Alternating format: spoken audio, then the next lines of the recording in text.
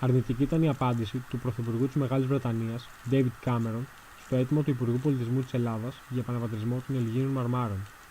Αντίθετα, τόνισε ότι τα μάρμαρα πρέπει να μείνουν στο Βρετανικό Μουσείο, τονίζοντας με βεβαιότητα ότι δεν πιστεύει στον επιστροφισμό, καθώς τον θεωρεί παράλογο. Από την πλευρά του, ο Υπουργός Πολιτισμού απάντησε πως η μη επιστροφή των Αιγύριων αποτελεί προσβολή όχι μόνο για τον ελληνικό πολιτισμό, αλλά και για τους αμέτρητους τουρίστες που τον επισκέπτονται κάθε χρόνο. Τόσα χρόνια, η Βρετανική πλευρά έφερνε ως δικαιολογία ότι η Ελλάδα δεν έχει ένα μουσείο ικανό να τα φιλοξενήσει.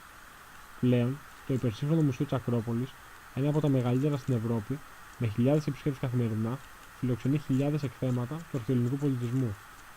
Δικαιολογίες πλέον δεν υπάρχουν. Παρ' όλα αυτά, φαίνεται πως αυτό το σύριαλ θα έχει ακόμα πολλά επεισόδια, με όλους τους Έλληνες να περιμένουν πότε επιτέλους τα μάρμαρα θα γυρίσουν σπίτι και θα σταθούν ξανά κάτω από τον φωτεινό Αττικό ουρανό.